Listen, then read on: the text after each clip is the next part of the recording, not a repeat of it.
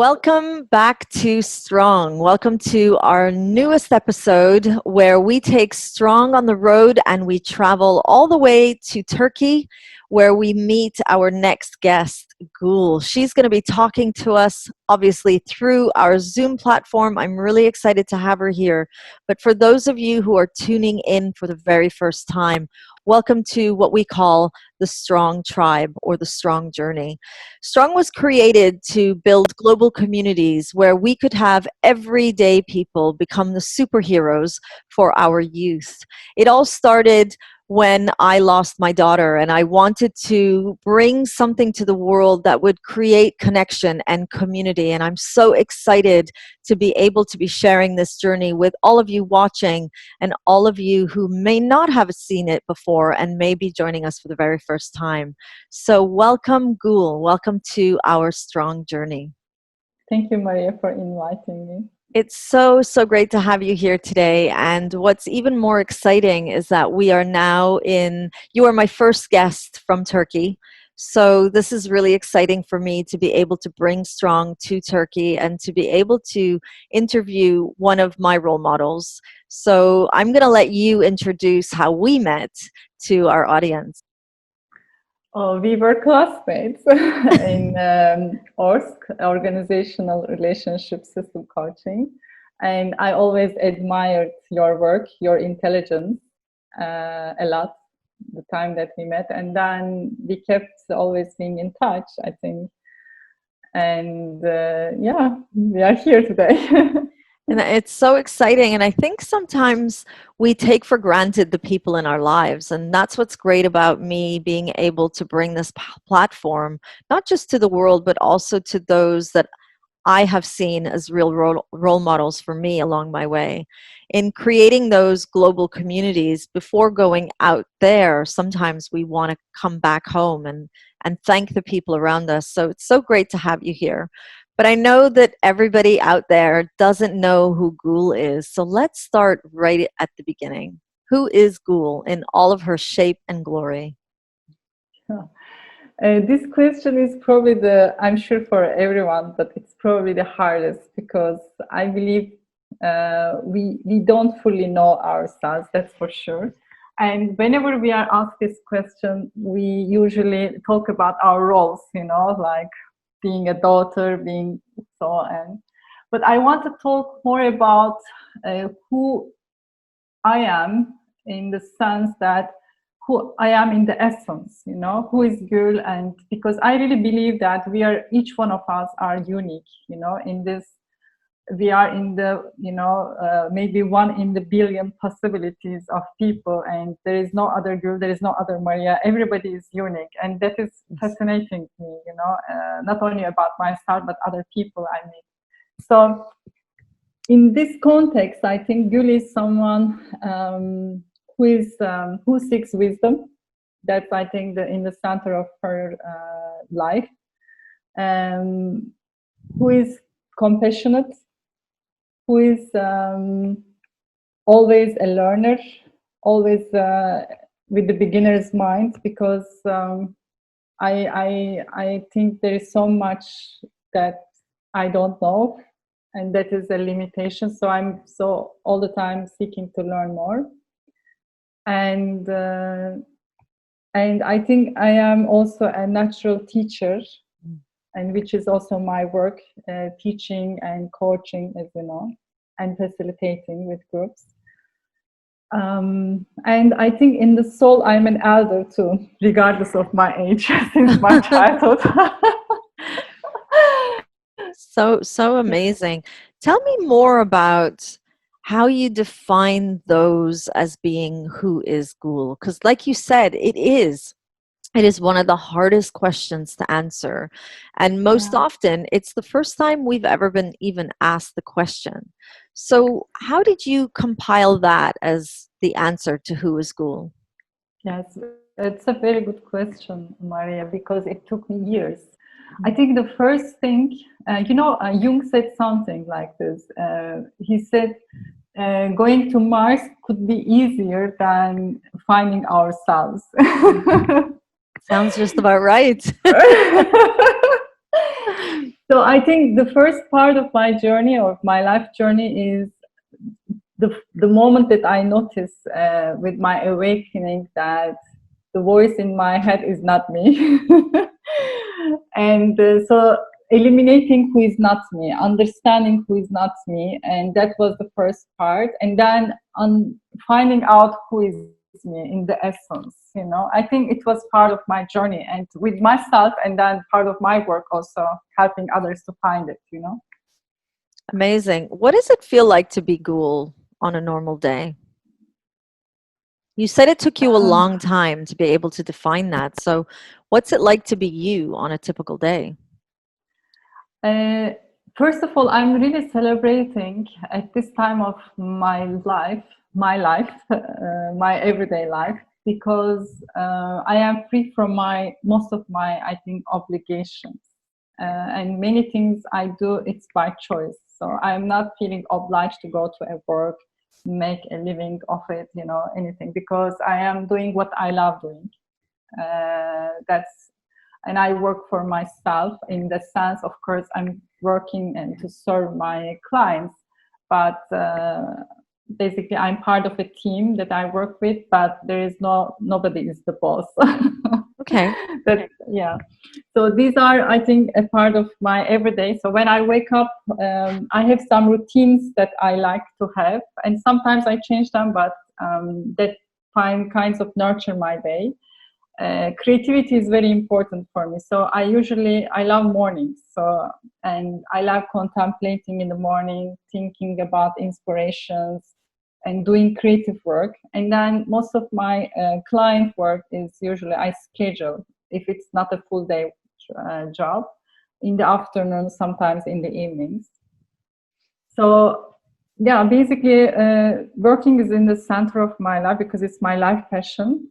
And then I try to pay attention to cook, to eat healthy, because I believe that nurturing all our bodies are important, meaning time for emotional processing, time for eliminating some mental thoughts or understanding, looking, reflecting upon them, and also looking after the physical body. So doing every day, at least 5 times a week, some beach walk or some forest walk is essential for me to nurture myself, my physical body. Having a salad every day is something like so.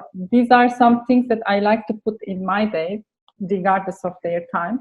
But I need to make sure that there is time for them That's on a so normal day. amazing. One of the things I've always noticed about being around you is the calm. There's always a calm in your presence.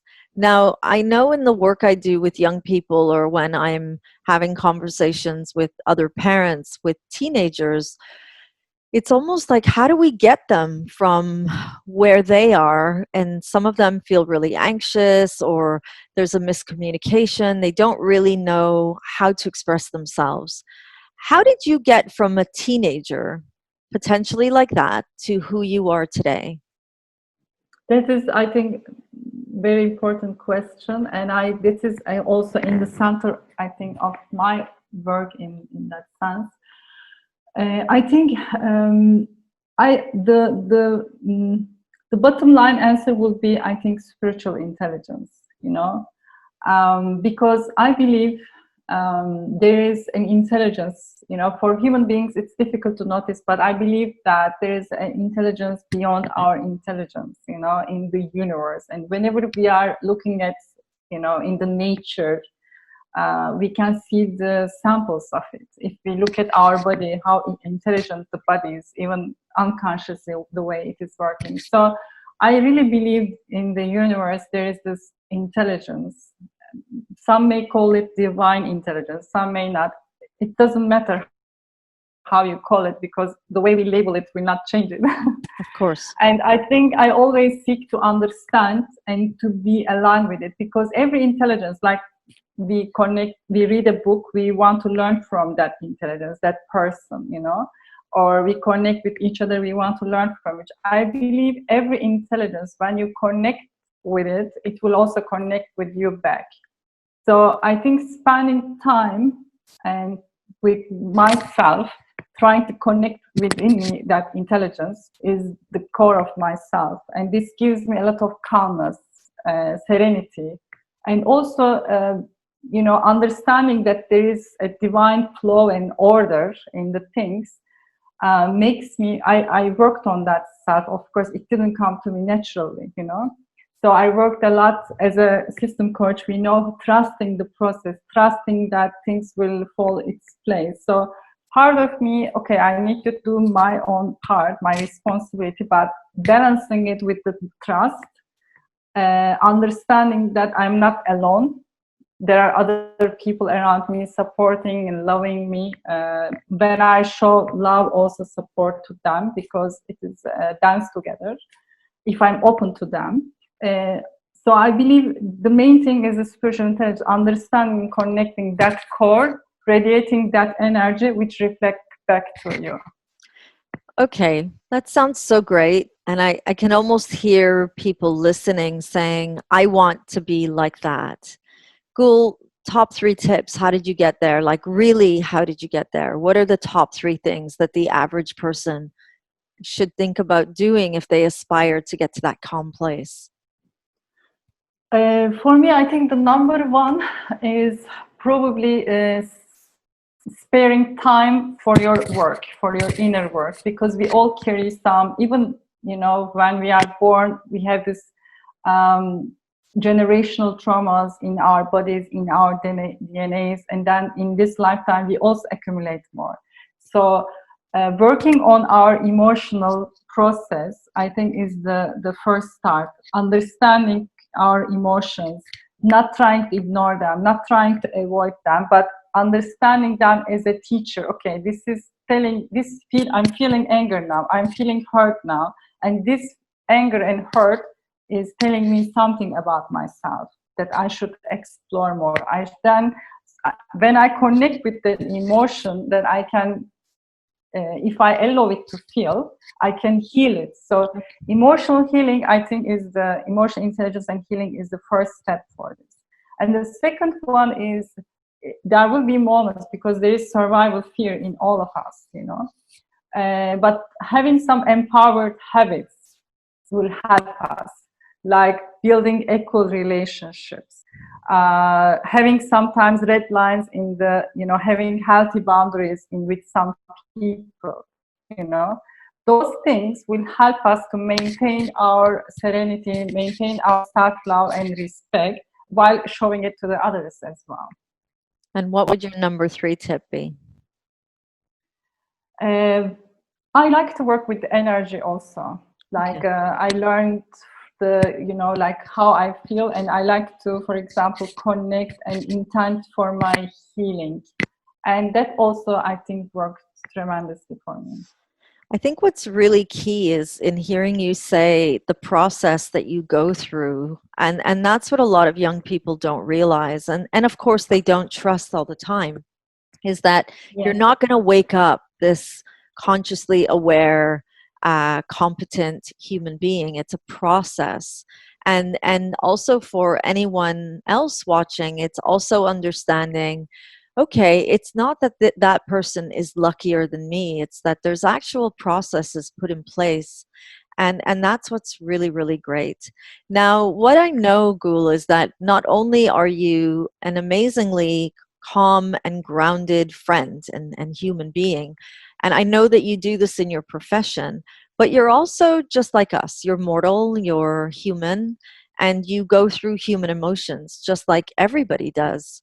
When nobody's watching, Gul, when you're just being Gul, just for herself, whether you're cooking or you're reading or you're taking a hike or a walk on the beach, when nobody is watching, what kind of thoughts do you catch yourself having that remind you you're human and also keep you going on your journey?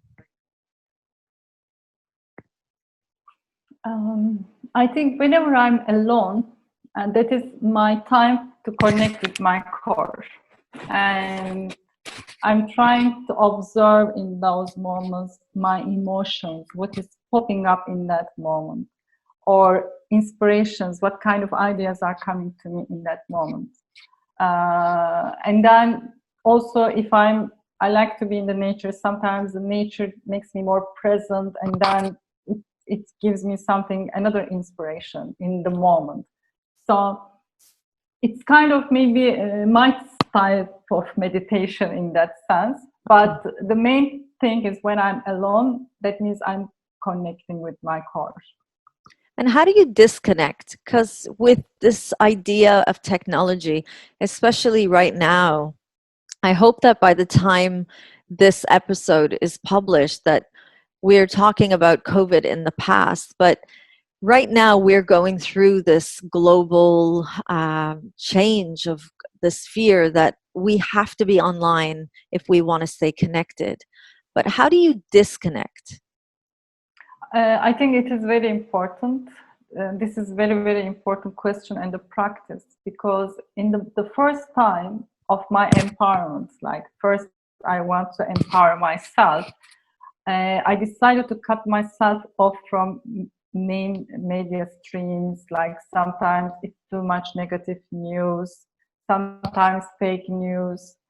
Sometimes I like to focus my time more on the things that matter to me, or more important things to me than anything. You know, for me, I think setting the right priorities is important in life.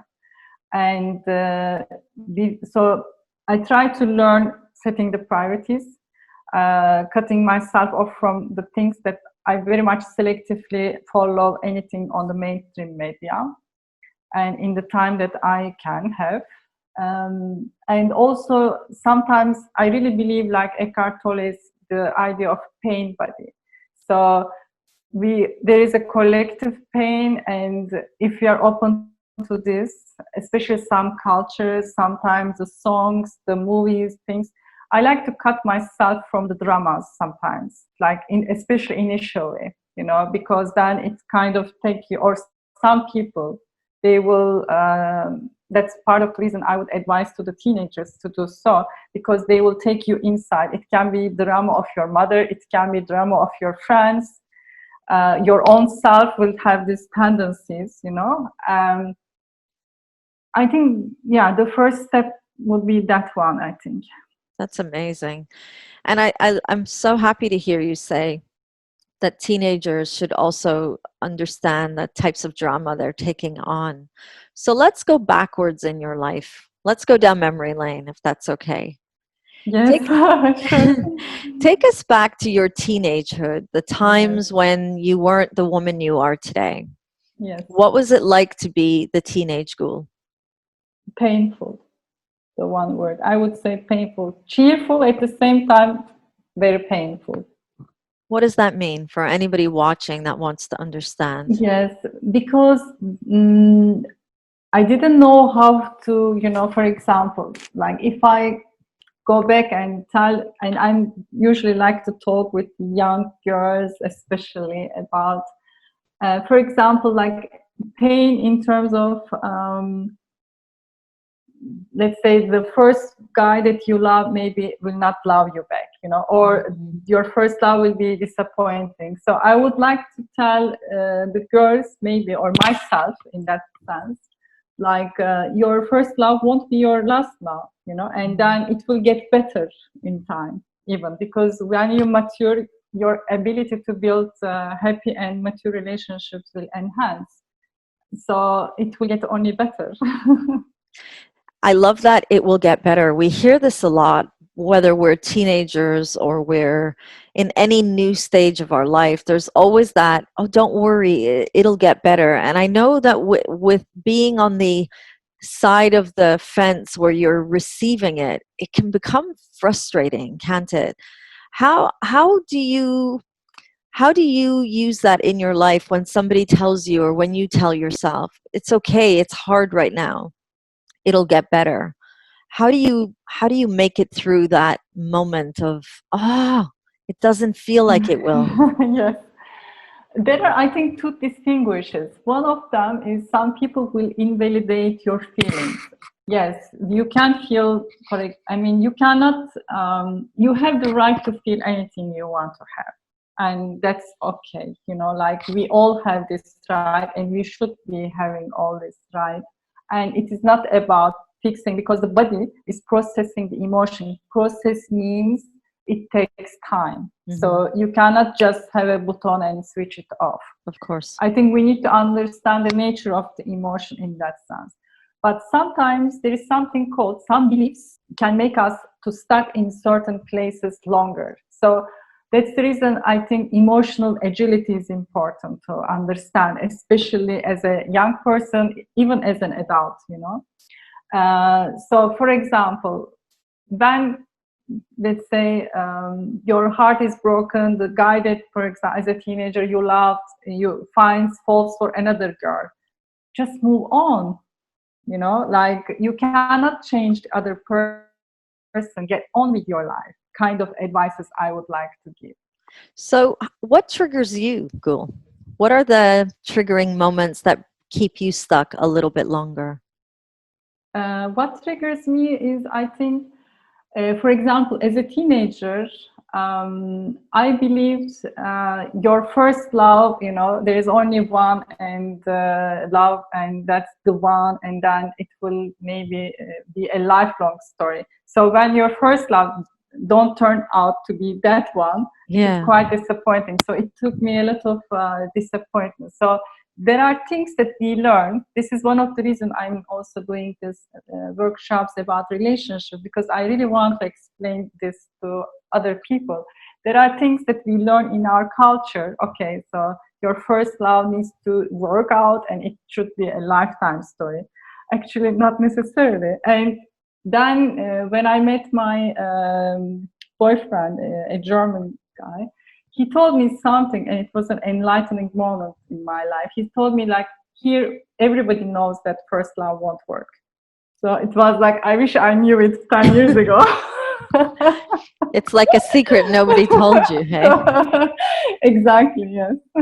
And that's so great that you touched on relationships, because I see relationships, whether it be with somebody that you will have a partnership with for the rest of your life, or whether it be a friendship or a family relationship. Relationships carry a lot of emotional connection with ourselves, and I see that we sometimes get triggered by the what ifs or the whens or the past. So talk to me about some of those relationships that you might have had that you're still carrying with you, and some of the ones that you think, you know what, they were really great in serving their purpose in my life. And of course, don't go into the details of who they are and what they are, but just kind of give us a, you know, the learning that you felt you had in building these different types of relationships. Uh, okay, having like, we all have some unconscious tendencies that we learn in our personal tendencies, combined with what we learn in the families, you know, family life. So my type was the rescuer. So rescuer means that as a person, I would be in a relationship and I would try hard, even that trying, you know, to rescue that person, even they are not interesting to get better, they are not interesting to feel better, but I would try to make them happy. So it is like a black hole kind of thing. So this kind of relationships, I mean, this is one example. Of course, there are many dysfunctional attitudes towards relationships can happen to any of us. So my favorite was this one, and then trying hard. And many people I'm also seeing, they are trying hard. I think the key is that I would tell to anyone in my place, you know, where I had been before, is building equal relationships. I think that is very key. And having healthy boundaries, meaning that you need to love the other person. You can want the best for them, but you need to also have the best for yourself too, the same way. That's so interesting. And I like how you recognize the self-reflection in you understanding yourself. And I think this is really the key, especially when we talk to teenagers who don't have that life maturity or that life experience, it's really taking the time to get to know ourselves. And what I hear you say is I mean, it's right on the tap for me. Talk to us a little bit about the challenges that you've faced in your life this far. Like, if I were to say, Gul, in my life right now, if I were to take an audit of the most challenging moments in my life, I would say that by far losing Danya was the most challenging moments of my life. But before that, there would have been other moments that I would have said were challenging. And I think everything is really, really relative to what we've experienced. Yes. What would you say has been the most challenging moment of your life this far? Um, I think, I started my career as a telecom engineer. So a woman in a man's world. And and also when I joined the industry, it was booming. So I became a manager at the age of 27. And then my career boom continued. So most of my peers, I was the youngest amongst them, and so that was quite challenging for me as a woman, because also as a woman it's a little bit more difficult. That okay, you should, there are many biases, like, oh, you can't be an engineer, a good engineer as a woman, or you are young, you cannot be a good manager as a, because of you are young.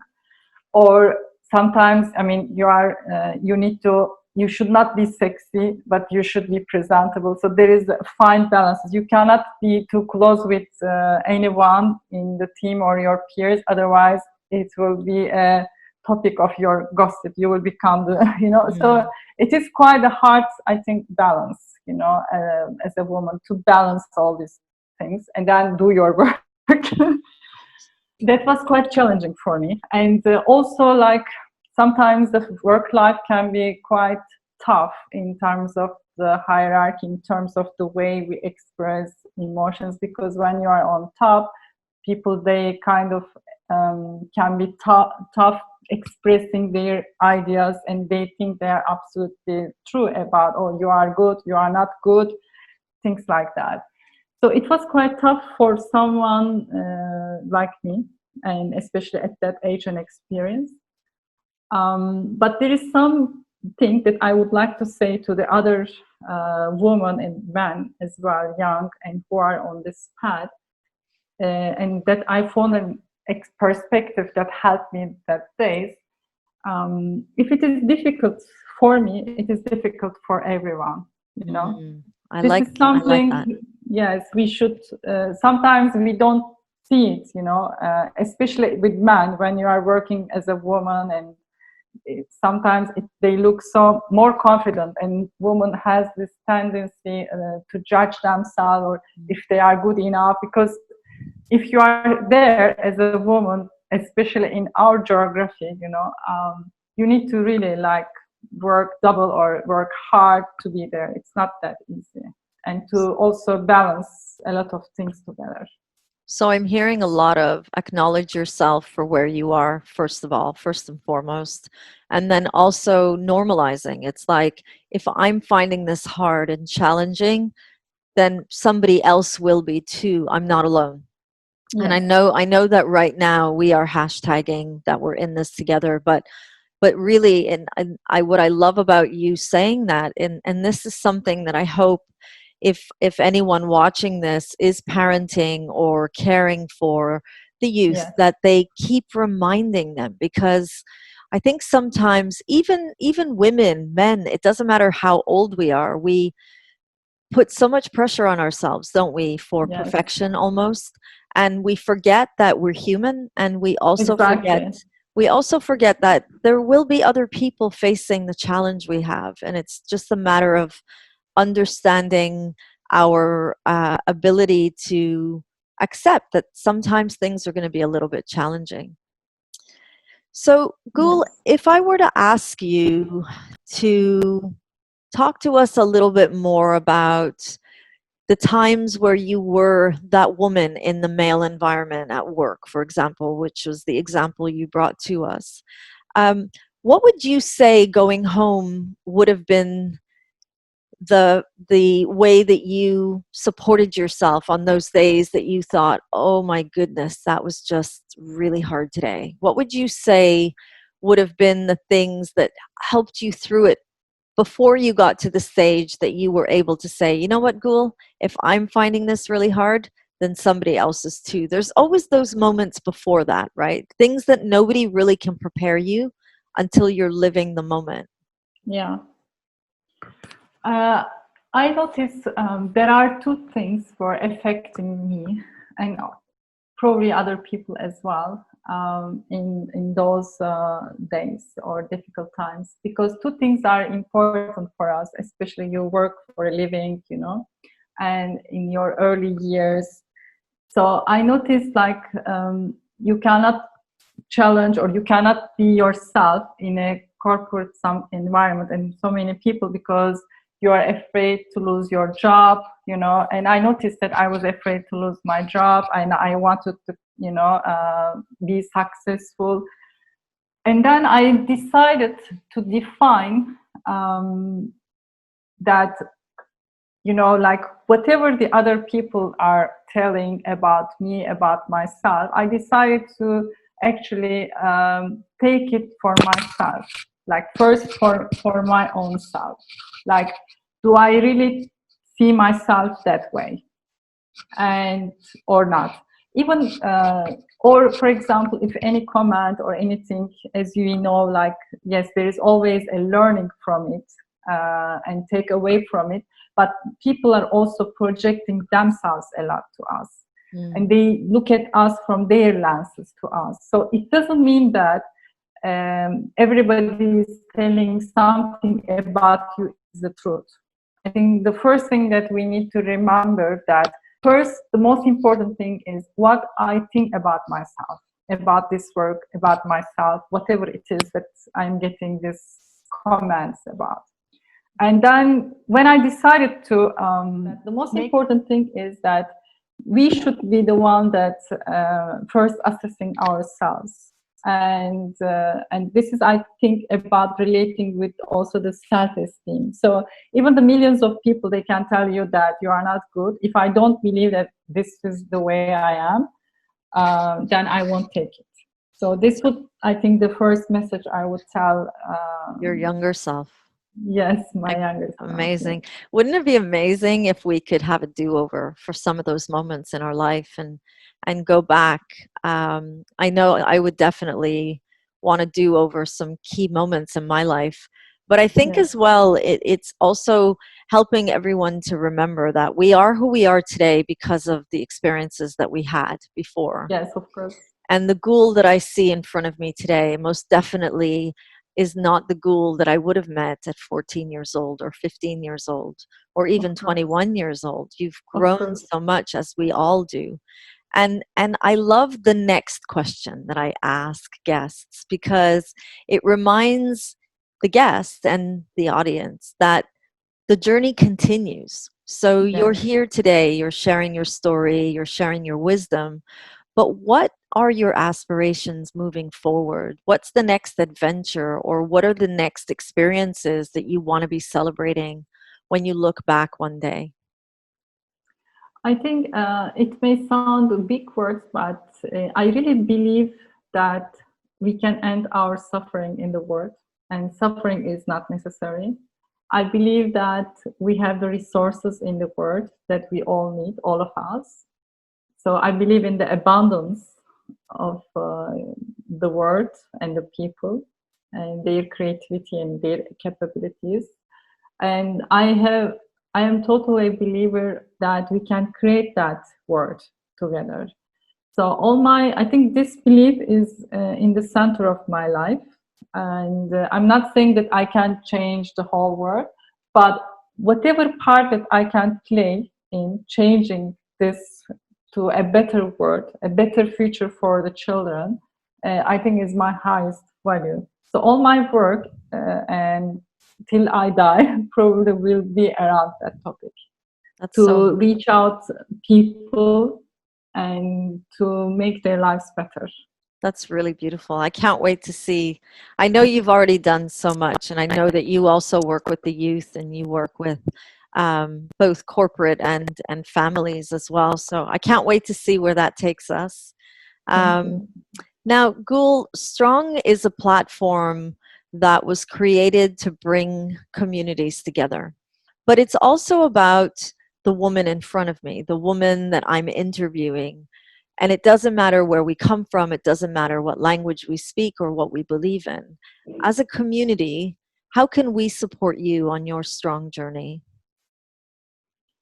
I think all I really believe in supporting me. Support will be supporting each other in this dance. It's always like it takes two to tango kind of way, you know.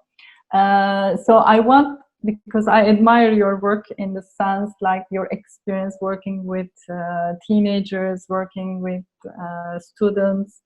I want to do this work also more and bring some more, you know, on this around my community in that part of other parts of the world, you know, because I will not say it only Turkey, because I think I am not binded with Turkey because I'm working in a wider area. So I think helping me to, you know, like in the sense like sharing your experiences with me and helping me also doing more such work for youth empowerment will be yes. That will be definitely a yes. That's most definitely a yes, School. Thank you so much. Thank you for being here. And anybody watching this, if you are living anywhere near Turkey and want to reach out to Gul, I definitely have a look in the description and her details will be there to share with you. Strong is not just a journey of helping the youth, it's a journey that helps our communities.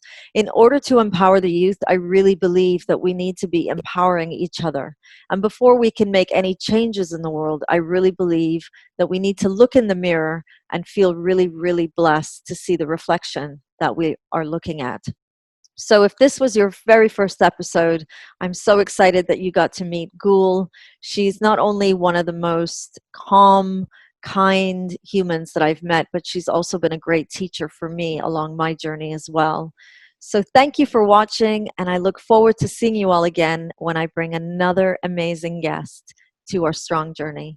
Have a great evening, everybody.